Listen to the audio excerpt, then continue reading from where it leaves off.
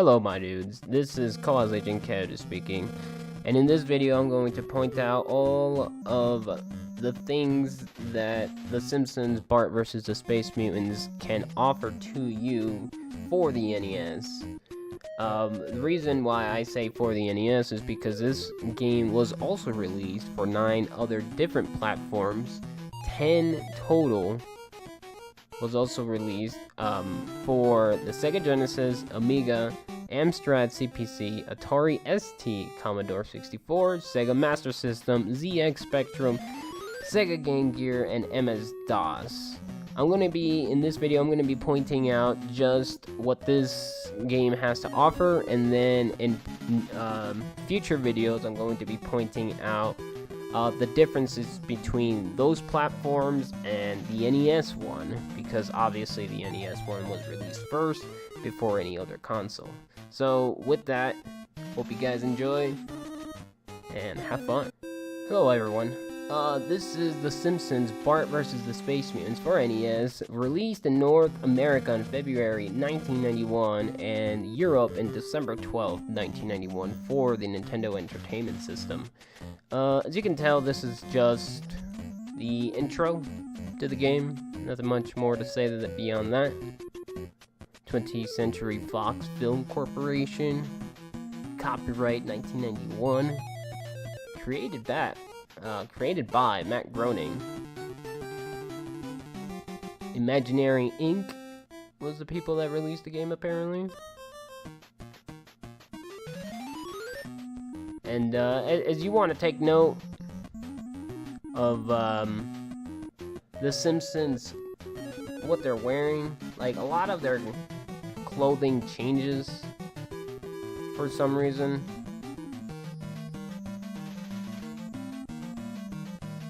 Like Maggie is wearing like some weird color orange, and then in the game it's actually blue. Same thing with Bart. His shirt is a weird color orange, and when you start the game it's actually red, even though in the cartoon it's supposed to be blue. I don't know. But as you can tell, they have a cool little cutscene here. It just tells you the story, and as you can tell, Bart shows you that if he wears his glasses, you can tell that some of the people are mutants and then some others are not, as we play the game. Those are mutants. It's basically saying that they need purple colored objects in order to feed their little machine in order to destroy Springfield. There, as you can tell, you use the glasses, you can spot the mutant. You hit them on their head, and if you hit an actual human on the head when you wear your glasses or without, because you can still hit the mutants on their head without wearing the glasses, you just don't know, because if they're a human, you'll just end up taking damage. As you can tell, you can only take 2 hits, but technically you can only take 1. So you can take 1 hit, and then immediately, if you take another one, you die. When it comes to this game, A is jump, B is use your item. Give me a second. That right there is just a little joke that Moe and Bart pulls on. It's kind of cool. It actually makes a unique enemy come out. As you can tell, as soon as the phone call is over, a client comes out. He wears purple. You can spray him, and it makes the 2 side mutants there disappear, which is kind of cool. It just takes a little bit of time to actually get that to work. When it comes to, you use B in order to use your spray can in this case, because throughout the game you actually have different items that you can use. There you saw B and then some coins. Start. What does start do? Start actually uses the item in your HUD, or whatever the heck you want to call it, in your inventory, and select is to scroll through your inventory. So if you want to use your X-rays, you have to go to them. If you want to use your key, you need to go to that.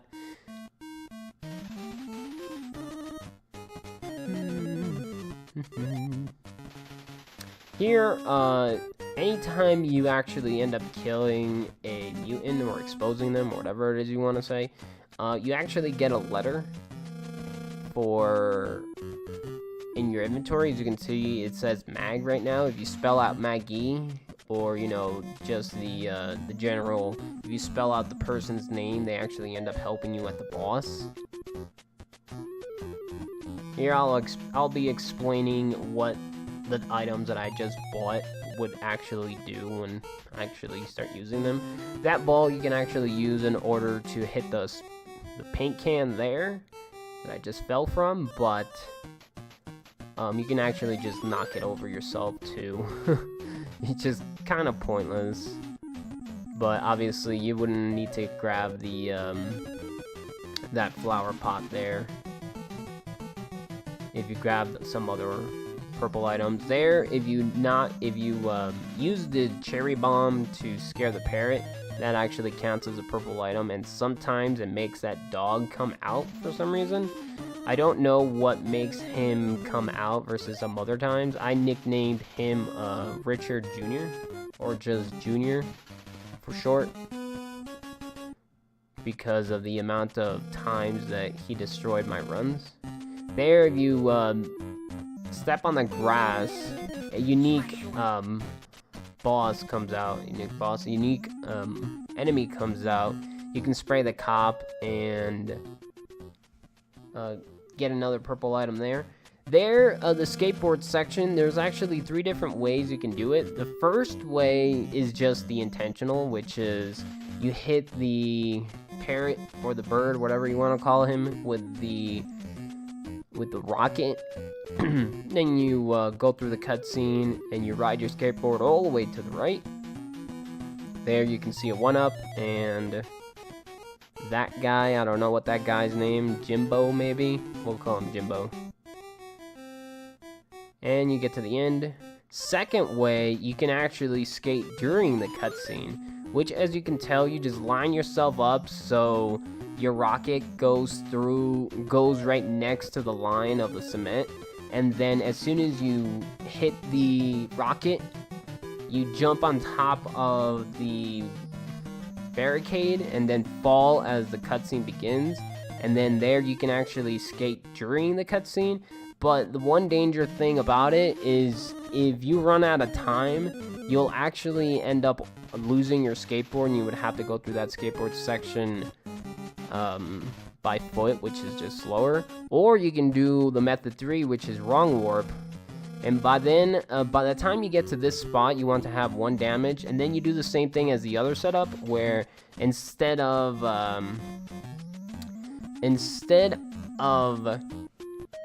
dropping as the cutscene begins, you actually let the cutscene go through, unlike the other version, and you get the skateboard back, and then you take damage, and then for some reason it wrong warps you all the way to the right. There, the checkpoint is right next to the bushes. The other one, I can't remember the other one. The other one, the first checkpoint was actually right before you reached all of the stores. I just forgot to mention that. You can tell them as the checkpoints actually start coming out, which is... you can sort of see, sort of can't. That bush has a B in it. Those bushes have coins.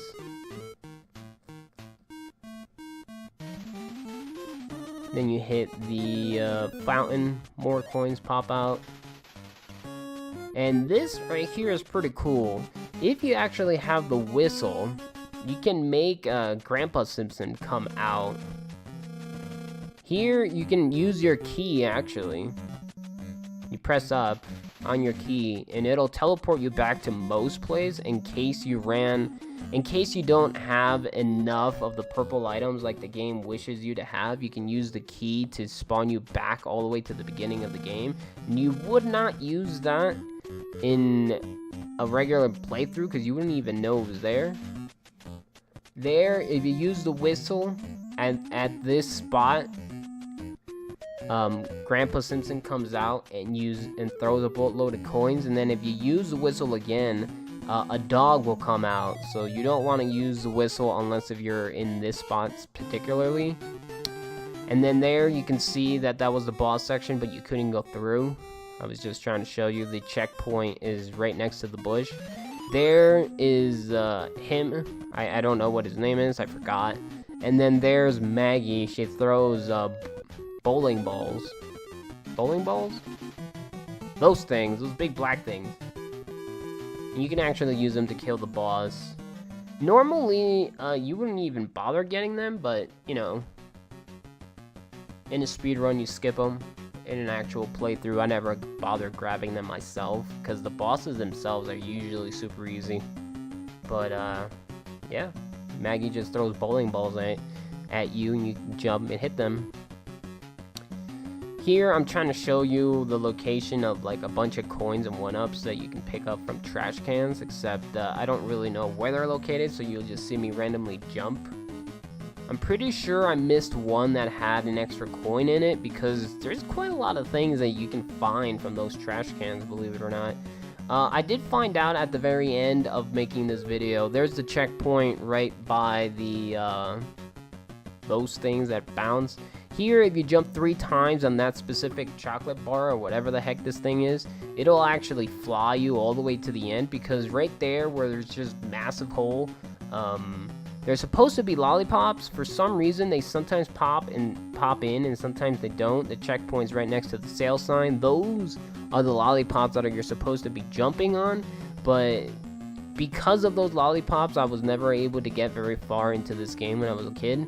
And if I knew about that chocolate bar where you just had to jump 3 times on that specific bar, it would actually just fly you to the end, which is kind of ridiculous, to be honest.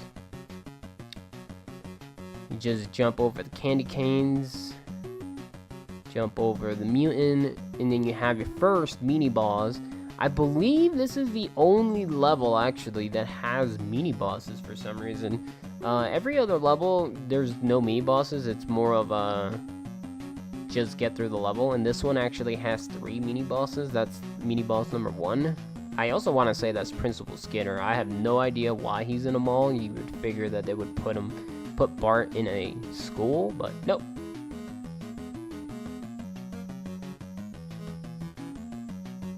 But as I was saying, when I finished making this video, I found out that I was missing a few things in the game that the game had to offer that I just had no idea about.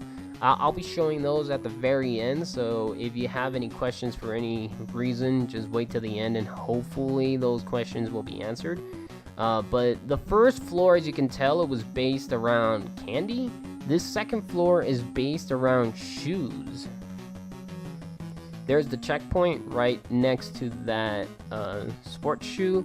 You can actually run under the 2 boots and jump over the 3rd one.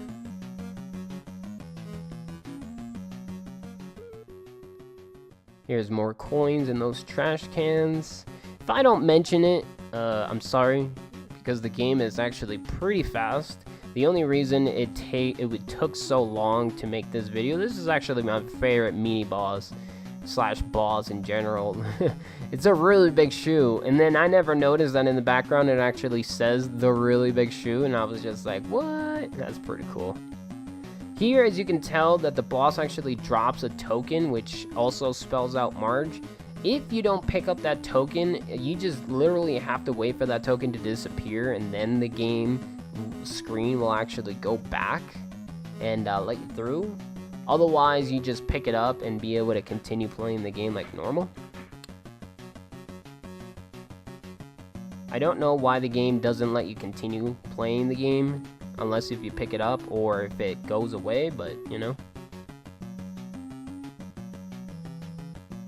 In this level, you actually have like so many extra things that you can pick up. Like for instance, the first level you had to spray purple items, and there was only like 2 or 3 extra purple items in the entire level, versus this one that it actually has a bunch of customers that just walk in and out that have random hats, and you can just flip them off of their head and pick them up.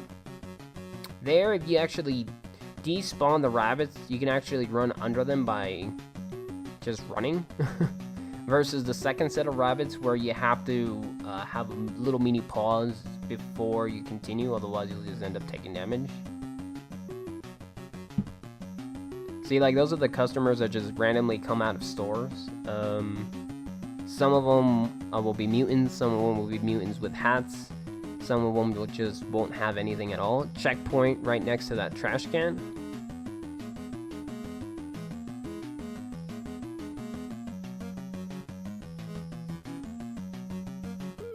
These flying towels.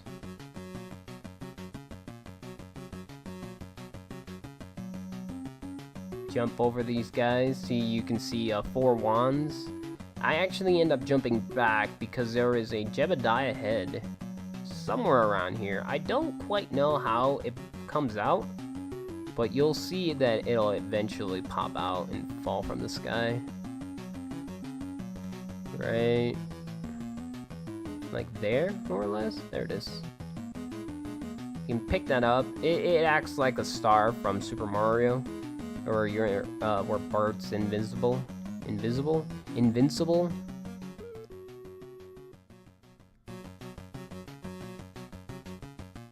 Here I'll also show you what happens if you reach the end of the level but don't have the goal completed. Because in order to fight the boss, you actually need to have the goal completed. And as you can tell, if you jump several times on that specific trash can, a 1-up will actually come out, which is pretty crazy because I did not know about that until I accidentally found it while I was just running the game. So here, if you try going up where the boss is, which would be floor 4, the game will just not let you through, but it will scroll forward. And this 3rd floor was based around magic, because apparently I got to the 3rd floor without even realizing it. So there you can see that as soon as I picked up hat number the final hat, you could actually go up immediately. Here you have Marge. What Marge does, she like flings a rock and gets rid of that thing. I don't even know what it's called. I'll just call it a suitcase.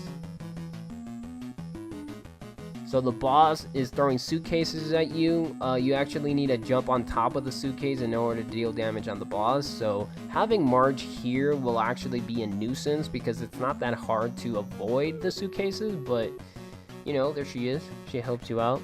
Cool stuff, cool stuff. Level 3. Level 3 deals with the circus. Krusty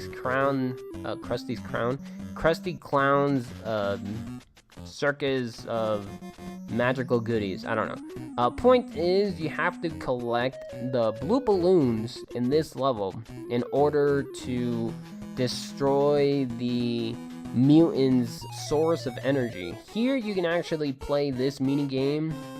Hit 3 of them in a row, you get a 1-up. Here you can choose a number, and if you win, you get a 1-up.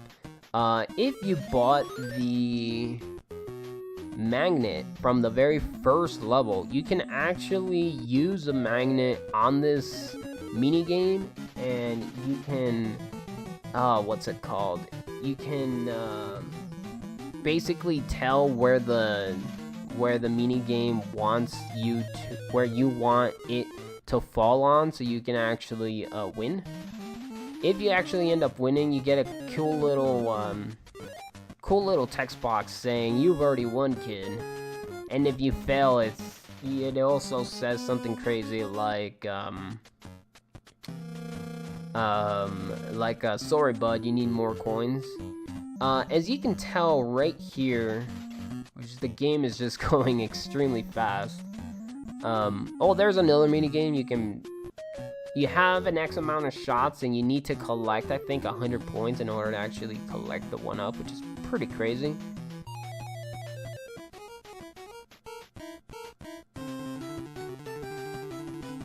Checkpoint right there, right next to that tent. God, I hate this kid throwing freaking fireworks at you. Fireworks, cherry bombs. You can actually climb this ladder and look at that unique enemy of the yellow bird that you won't actually see anywhere else in this game, which is pretty cool. If you climb all the way up top and hit this thing, you get Superman and get 3 coins and a Jebediah head, which makes you, again, invincible. And you can just run through all this, even though it would take you a lot longer to actually go up the ladder than simply going forward. So unless if you're desperate for invisibility, even though this level can be overwhelming, it isn't actually as hard as you think it would be. Checkpoints right there, right next to, right in the middle of this minigame. So this is the Dizzy Door minigame. You can actually solve it, fail it, or die. If you win, if you solve it, you get 4 balloons. If you die or if you fail it, you can actually just continue playing the minigame. As you can tell, it takes 30 seconds for the minigame to be resolved or fail.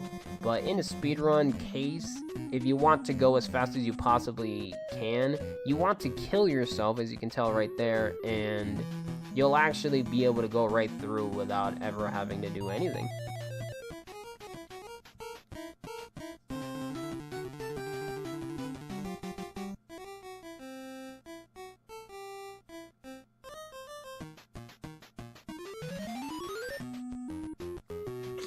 I'm not sure if I show it in this video or not, but I'll mention it here anyways. If you play the balloon minigame and you actually end up popping the red and the blue balloons, it'll actually count towards your goal. I'll re-mention it if I actually see it, but you can actually go right here into Krusty's mouth and you'll be in a secret room. Just go right back in the door, you come right back out his mouth, and you can continue going on forward. But when it comes with the minigame, you actually end up using an exploit of popping the wrong balloons like 5 different times, and then if you win, actually all 9 of the balloons actually count as your goal. So you actually get free balloon counts in this game versus other ones where they just don't count at all. Here is Lisa. She throws another bowling ball and can hit this guy. I'll call him Crazy Al, because I don't remember his name. As you can tell, her sprite kind of gets glitched. And if Crazy Al gets hit by the bowling ball, he'll actually get dazed, as you can tell here. I'm pretty sure he also takes damage, but I've never actually used her. So you can see the little stars above his head, which is kind of cool. I also think that this is one of my other favorite bosses, just because he makes the ooh face. It looks funny to me.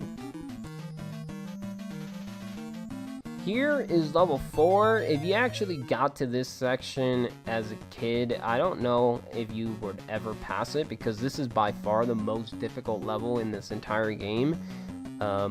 Besides trying to get past the lollipop section, if you didn't know that the second platform chocolate bar thing flew you all the way to the end.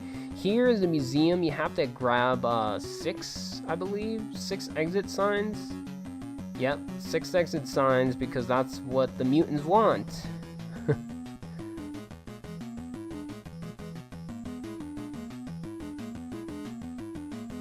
Trying to find the mutants so I can get Homer. You can actually collect the coins, Jebediah's head, and the 1-ups by simply continuously jumping in the center of where the item would be.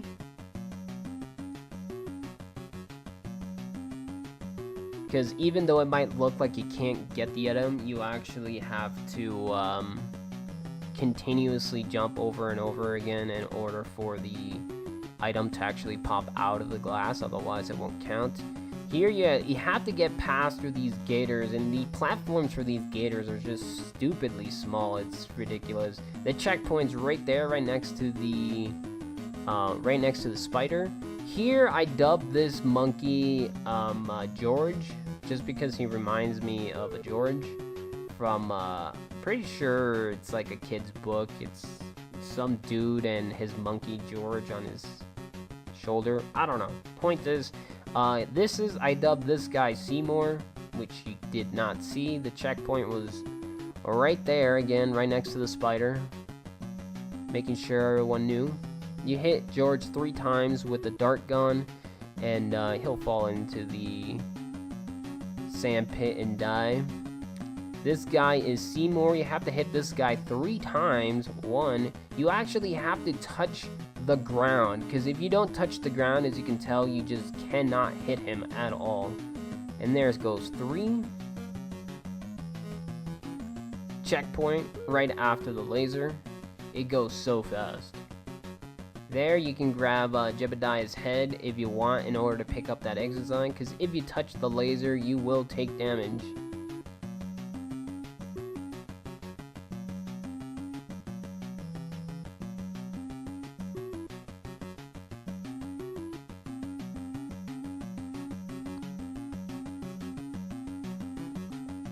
This mutant down there just goes back and forth. Just one mutant going all the way back and all the way forth, which is pretty cool. Some other versions is different, but I'll be pointing those out, assuming I don't forget in later videos. This section is, if you got past the gators, I don't know how you would get past this section. As you can tell, if you touch any of the gray tiles, you'll actually fall through and spawn back at the lasers. Not only that, but you have to get past the very next section as well. But the next section after this is actually a lot easier than the cements are. But once you get used to the physics in the game, because the physics in this game are horrible, the game is not as bad as you think it would be. But then you have to get past this section as well, because if you fall down the hole again, you would have to spawn back at the previous checkpoint right next to the lasers, and you would have to do the entire cement in this section again. And it actually took me, I think, like well over 2 hours just trying to get past the cement in this section in specific, because the next checkpoint is right next to the snake right there.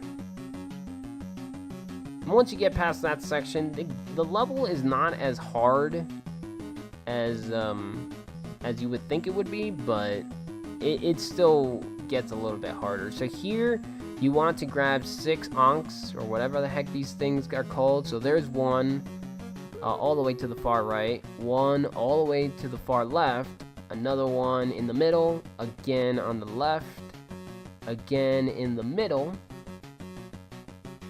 Oh, never mind. All the way far right, and then it's the middle.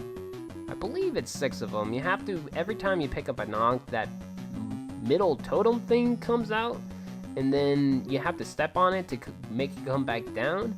And spiders come out into the first section. The second section, when the totem is going down, rocks fall from the sky, and these rocks actually are sort of stunning you, so you have to keep on toe, otherwise you'll take damage because you didn't end up moving fast enough.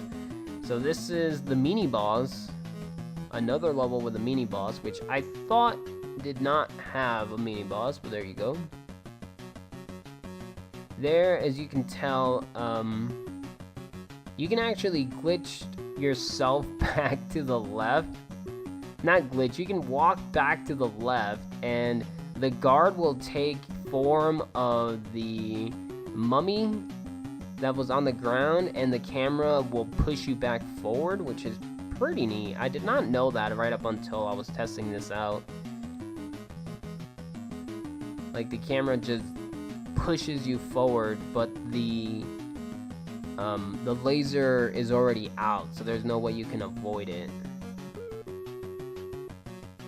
Home. Shoutouts to home. So this right here is the next and last difficult section. This section has volcano dust coming from the sky, and you have to step on that moving platform over to the right. And the platform, you can actually step on it as soon as it comes up into view into the game, but the lower it gets, the platform itself actually gets bigger.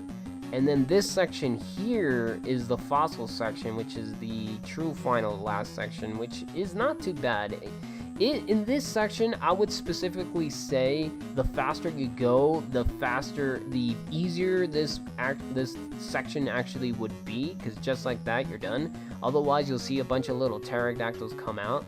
Here, you have to fight another mini boss. This is the dinosaur.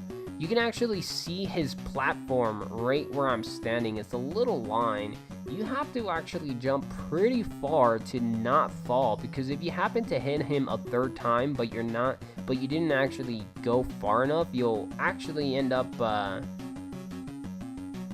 falling as you fall.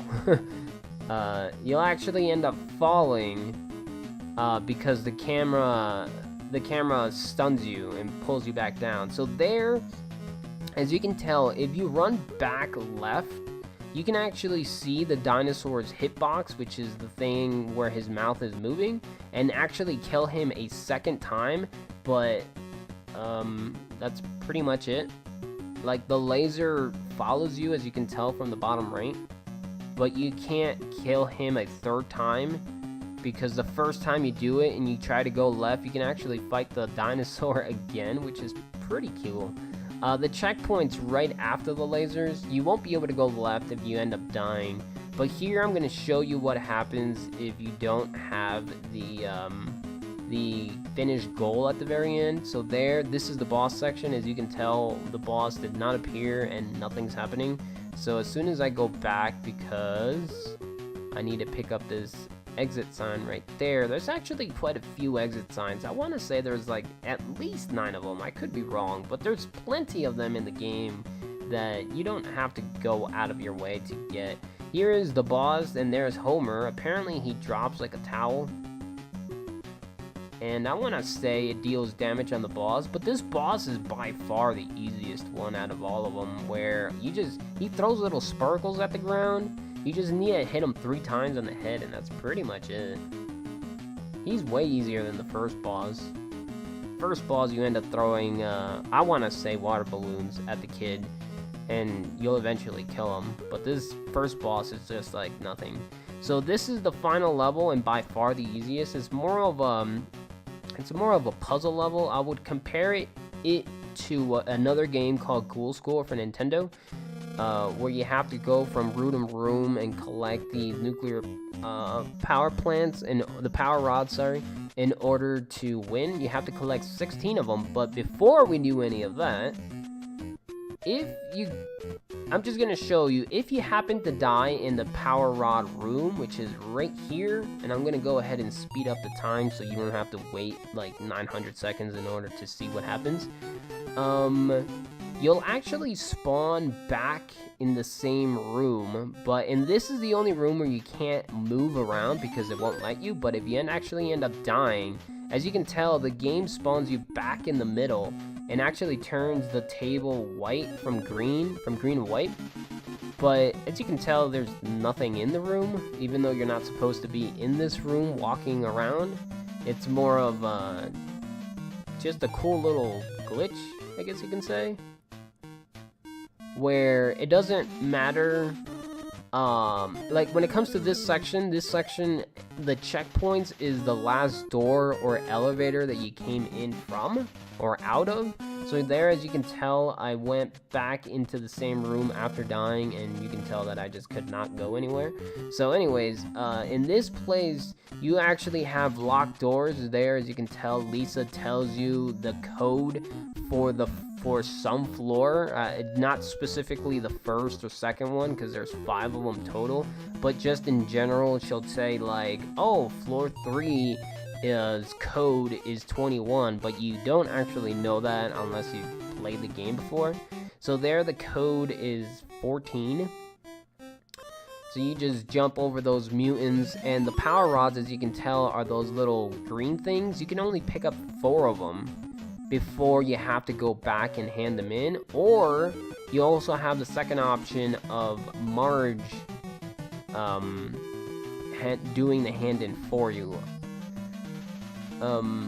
I'll show you a map, and the map will point out the location of where Marge and where Maggie could appear, because Marge has a set location. She'll show up in floor 2, 3, 4, and 5, And Maggie has a set location of 5 different parts, so she can appear in any of 5 different sections.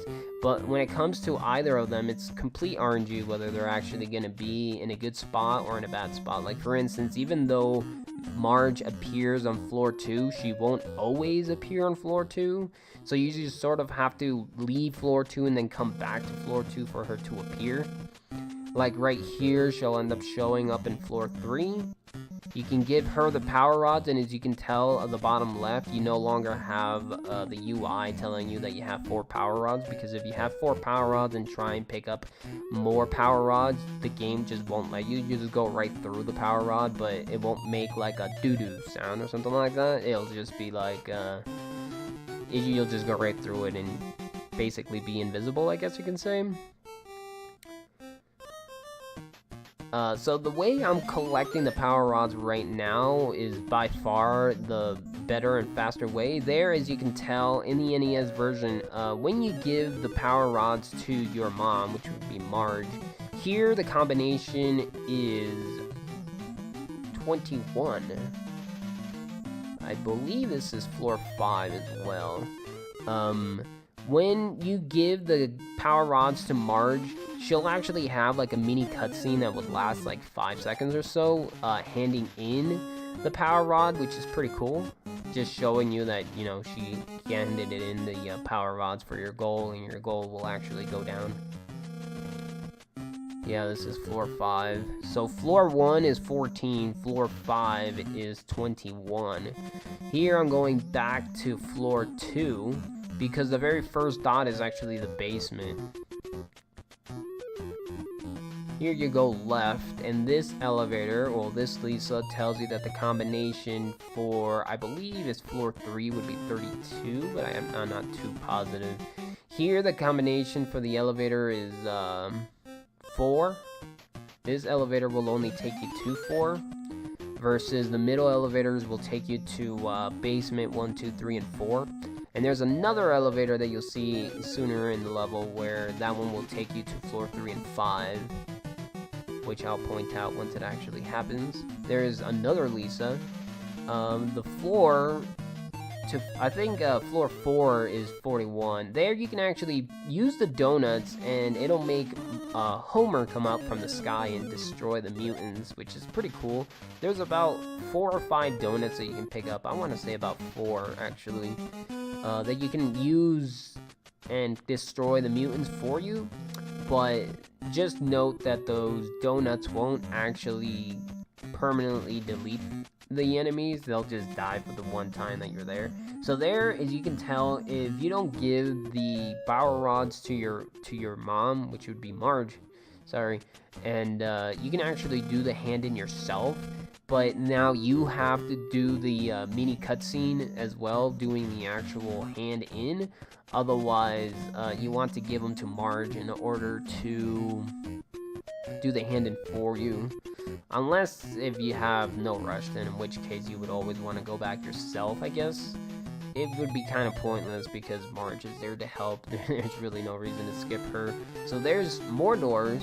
So you have doors all the way to the right and doors all the way to the left, elevator in the middle, and then 2 separate elevators, one in floor 1, which would be a second elevator, and another one in floor 2, which would be 2 elevators, and then all the other ones have just 1, or the extra one where you would have to use to go into the other floors, if that makes sense.